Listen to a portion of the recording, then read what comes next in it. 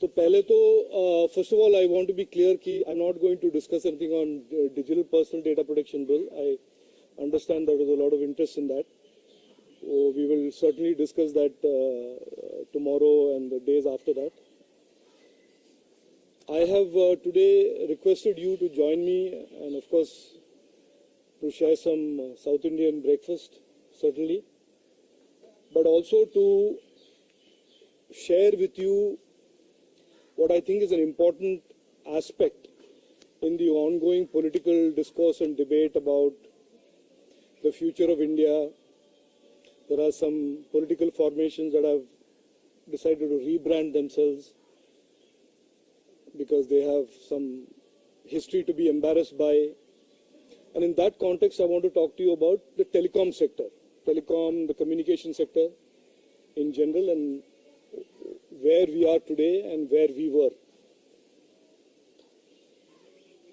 For some of you who have been part of my presentation, live मत करिए, मैं बैठ दे दूँगा, बता दूँगा, वो हमारे लोग हैं, वरुण बता, रिकॉर्ड करना है, I don't know what the drill is, Varun, पहले रिकॉर्ड करने दीजिए, उसके बाद कर लो रिकॉर्ड, कर लो,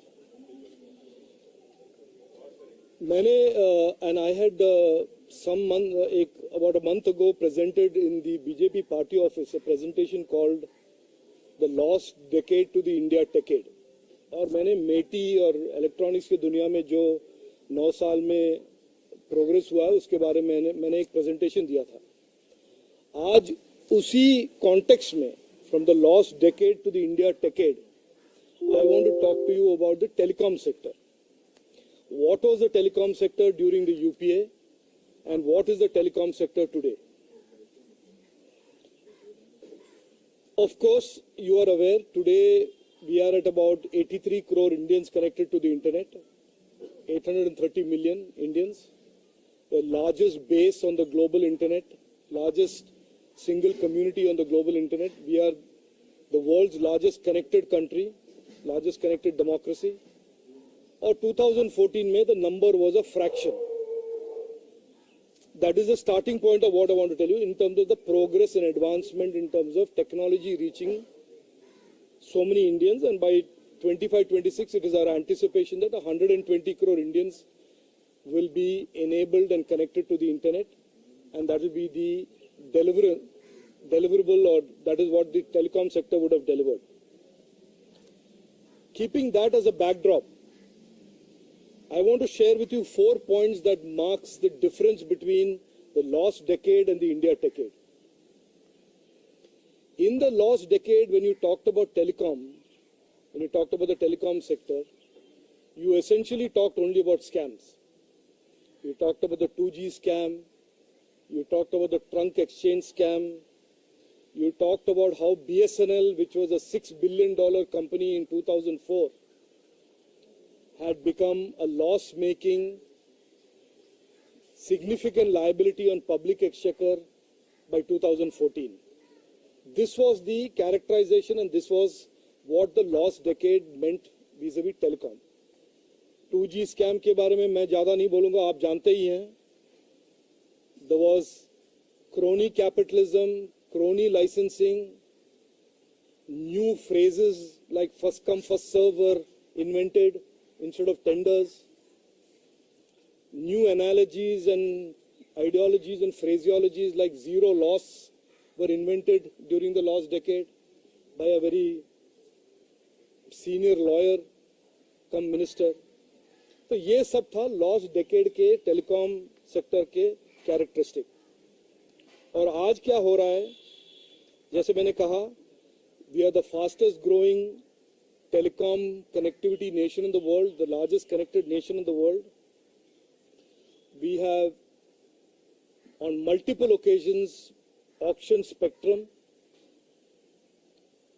created licenses with absolute transparency, with absolute integrity. Every rupee that has been gained from the auction of spectrum has gone to the public exchequer and has been deployed in the expanded social spending schemes of the government of India. So that is one clear contrast I wanted to bring to your attention. The second sharp difference between the lost decade and the India decade, between the UPA and the NDA, is how in that lost decade there was a flight of capital and a flight of foreign investors. You remember, and those of you who don't remember, who are too young to remember, and that is also a possibility, that telecom operators like Etisalat, Telenor, there were a large number of telecom international brand names that came, invested in India, and then had to run away from India because they were either, the businesses were destroyed, because of the corruption, because of the crony capitalism. That was the characteristic in the lost decade.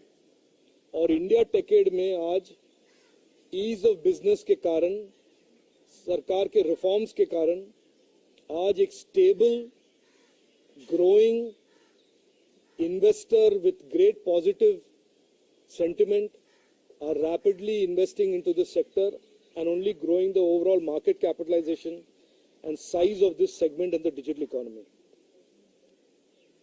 Third point, the last decade we were almost completely dependent on imports, whether they were equipment for the network or for devices that were used by consumers. और आज मैं आपके सामने, आप देख रहे होंगे कि मैं मंत्री हूँ, 3 फोन लेके घूमता हूँ, but I carry this with me because all 3 phones that I use are made in India. And this is again the big difference between the lost decade and the India decade, where in the lost decade over 85 to 86% of all devices were imported, almost 100% of the equipment was imported, and today 100% of the devices are made, tested, assembled in India, exported from India to countries like North America, and in cutting-edge areas like 5G, increasingly the value of Indian designed and Indian made components of the network infrastructure is growing from almost 0 to a higher percentage year on year. ये हो गया तीसरा point. Almost completely dependent on import to becoming more and more Atmanirbhar and made in India. Fourth, in the last decade, the consumers had constantly quality of service, dropped calls. I don't know how many of you remember again.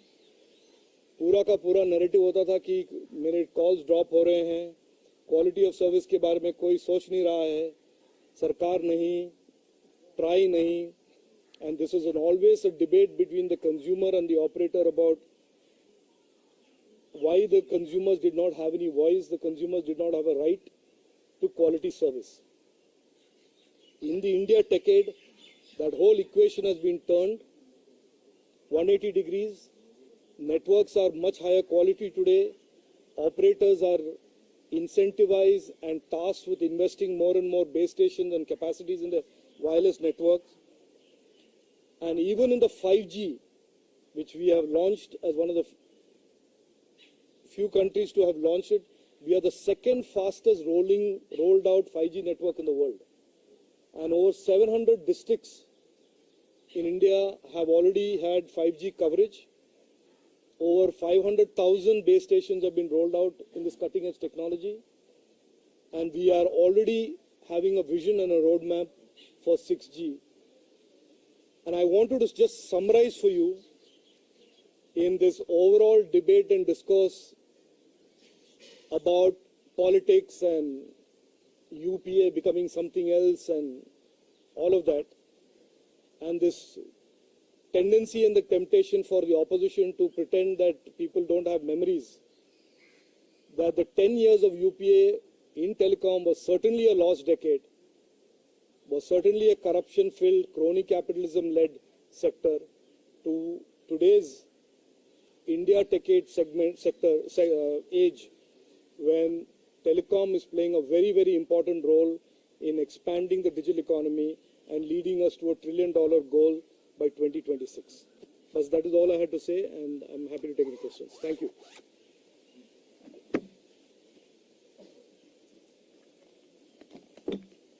telecom के achievements और भी हैं.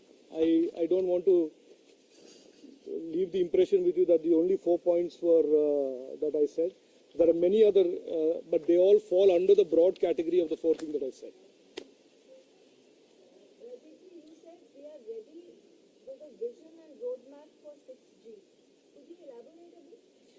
Look, one of the things that the Honorable Prime Minister did way back in late 21, early 22 by launching the first indigenous 5G testbed is to signal that in the future networks and the future network infrastructure, there would be more and more designed in India, made in India components from the almost 100% import intensity of these networks that we have seen for several decades, including the decade that the UPA was in government.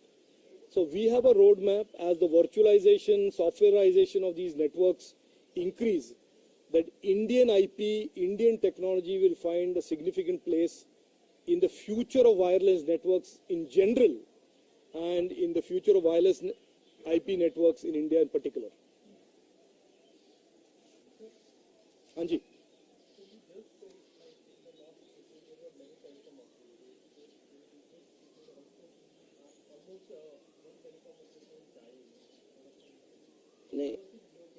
No, look, I don't want to get into these characterizations. आपका personal view है कि वो dying है. I don't see any imminent death.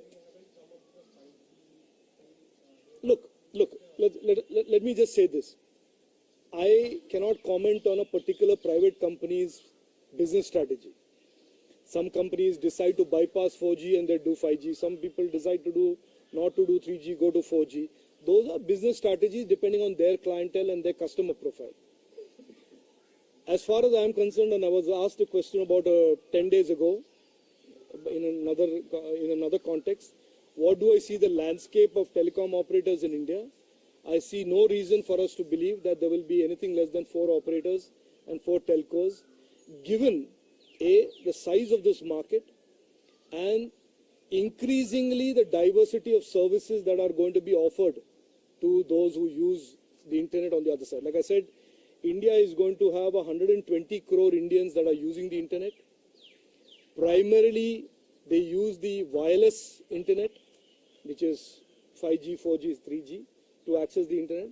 And therefore, with such a large market and the growing intensity and complexity of the domestic internet with IoT on the back of 5G, I see no reason why there will be anything less than 4 operators, viable, successful operators.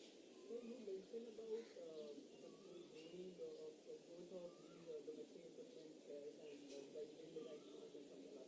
But how are we going to increase the take-up by these telecom companies? If I could first request you to ask me questions, I'll give you plenty of gyan on telecom and future and all that as my favorite subject. वो वड़ा के साथ बात कर लेंगे. On the basic proposition that between the lost decade and the India decade, the telecom sector has undergone a dramatic and positive transformation. On that, if you have any questions, first let's address that, and then I'll give you all of my... Yeah, go ahead. Sir, you had mentioned that during the last decade, multiple international brands such as Telenor exited India. So in the last 9 years, which are the new brands that have come up either within India? Okay.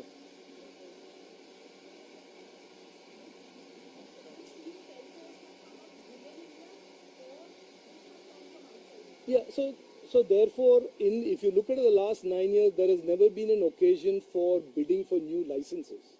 What has happened in the last 9 years has been auction of spectrum. And the auction of spectrum were to companies that were already in the telecom sector. From 3G, the spectrum was auctioned for 4G, or spectrum was auctioned for 5G. So therefore, that question is a bit irrelevant, because when there was an opening up of the telecom sector from the 2 to the 3, there was a large number of operators that came. But because of the environment, because of these very non-transparent ways of allocating spectrum, people who did not get spectrum invested and had to leave. What happened was essentially that the gaming of the spectrum allocation that was then controlled by a few people who had access to the political class of that time, or the political leadership of that time, led every other genuine operator, left them either with an unviable business case or with no spectrum or both. And so they had no option otherwise unless they got into some other business.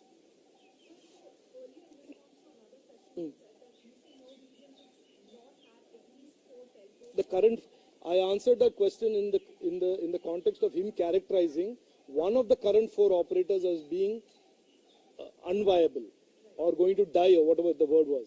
I said I see no reason for that to happen. There are 4 operators today. There is 120 crore users of the internet that are going to be coming on board in the next 3 years, and I see no reason for that characterization to have any merit. That's the point I have.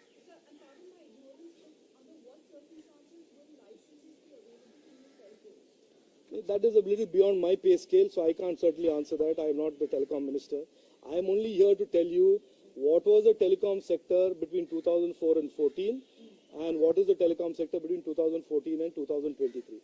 That certainly you can toss any question at me. I'm more than happy to answer. Sir, in that context, do you, I mean, with the way that we are headed towards this thing, we are seeing that in the private sector we have about 2 very viable companies right now, one which is little fledgling.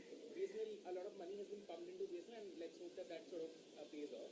Do you foresee that the telecom sector, which at one stage was a sunrise sector and now is sort of constricted between 2.5 to 3 companies, do you see that the sector could potentially open up with more operators coming into India? So, Soumendra, I will tell you the following. I don't know if you followed what is happening. Sorry.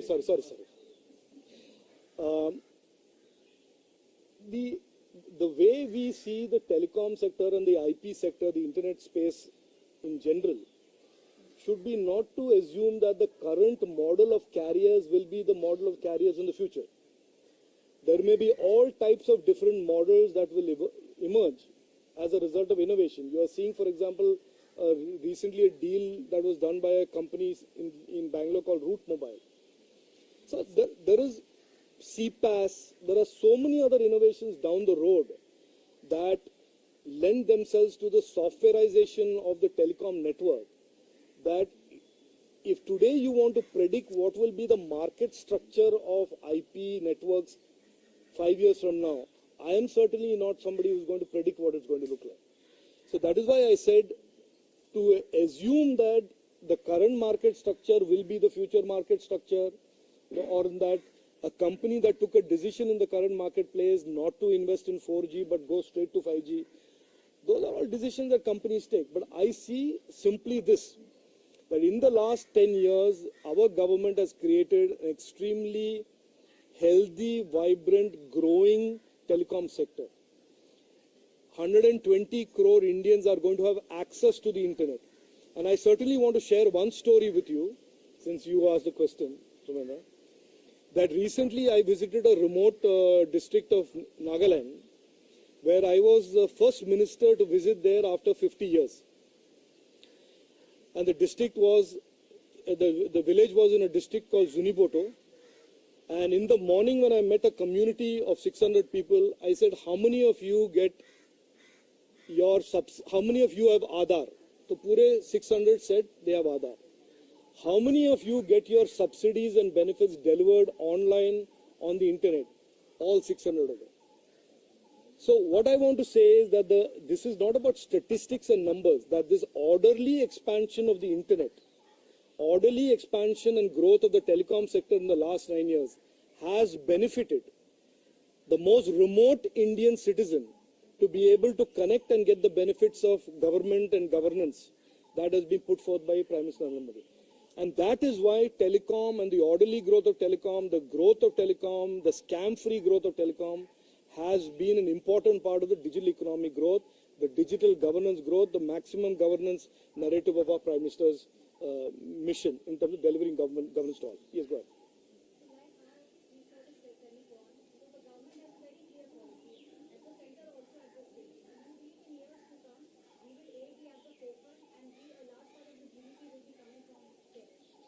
No, 100%. We have clearly, the Prime Minister has already laid out that our digital economy goals, for which telecom is a part, what we call the digital service providers, is going to be 20% minimum of the GDP by 2026. We were at 4.2% in 2014. We are at about 11% today. But 11% of the GDP is digital economy today. And about 20% will be of the GDP will be digital economy in 2026. So certainly that is the direction we are going. And that is why the telecom sector and this transformation of the telecom sector into this clean, no need for any minister to say zero loss, no need for anybody to say first come first serve sector जो हमने बनाया है, ये हमारे digital economy गोल के लिए, हमारे लोगों के जीवन में ट्रांसफॉर्मेशन लाने के लिए बहुत ही एक इम्पोर्टेंट कार्यक्रम था। सर, आप डिजिटल इकोनॉमी की बात कर रहे हैं। हाँ जी सर। साथ कई चैलेंजेस भी हैं। मैं इससे पूछ रहा हूँ कि दिल्ली से महज 100 किलोमीटर की दूरी पे वो साइबर क्राइम का हब बन चुका है। क्या आपको लगता है कि बहुत बड़ा चैलेंज है और सरकार को इससे कुछ करने की जरूरत है? देखिए इसमें मैं ये नहीं कह रहा हूँ कि हमारे पास चैलेंजेस नहीं है। टेक्नोलॉजी के दुनिया में और टेलीकॉम के दुनिया में जैसे हम कनेक्टिविटी का एम्पावरमेंट का जो हम गुड भी डिलीवर करते हैं, उसमें हार्म भी होता है। हार्म काफी सारे हार्म है, उसके लिए हम आईटी रूल्स लेके आ रहे हैं systematically to deal with all of these issues of harm including cyber crime. तो ये मैं ये डिनाई नहीं करूंगा कि साइबर क्राइम एक इश्यू है, लेकिन हम उस पे हम काफी काम कर रहे हैं और उसके नतीजे भी निकलेंगे। ये वो उसका मैं अभी इस पर टिप्पणी नहीं करूंगा, बाद में we can talk about that.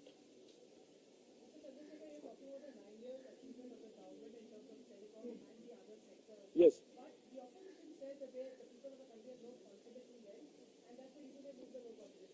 but what else will they say? I mean, if they are in a tearing rush to forget UPA, forget the 10 years that they ran riot in this country, and they want to rebrand themselves and pretend that everybody else has forgotten what they have done, that's what they will say. And we, as a government, believe in putting the facts forward in terms of the hard work that Prime Minister Narendra Modi ji has undertaken in the last 9 years, 10 years.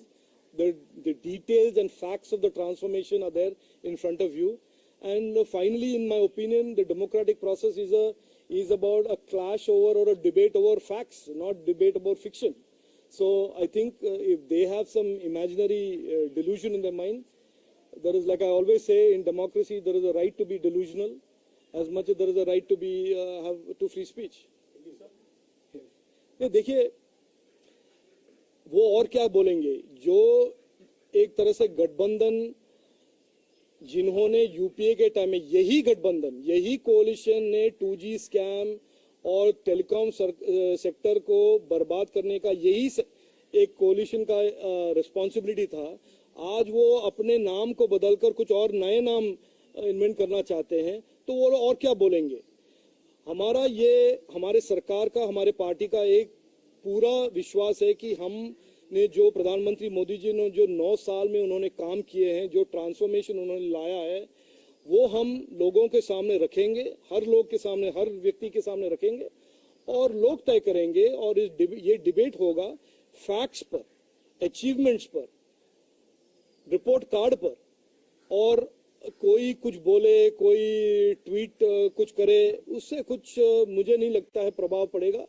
और वो जो इसको करना है वो करते रहे। मैंने पहले भी कहा है, हमारे कॉन्स्टिट्यूशन में डिल्यूजनल होने का भी फंडामेंटल राइट है, जैसे फ्री स्पीच का भी फंडामेंटल राइट है। सर, इन हिंदी, हाँ जी बोल दिया मैंने हिंदी में। कितने करोड़ भारतीय हैं जिनको आपको लगता है, आपने कहा 120 करोड़ लोगों को इंटरनेट फैसिलिटी, कब तक ये सुविधा मिलेगी और क्या गवर्नमेंट की रहेगी?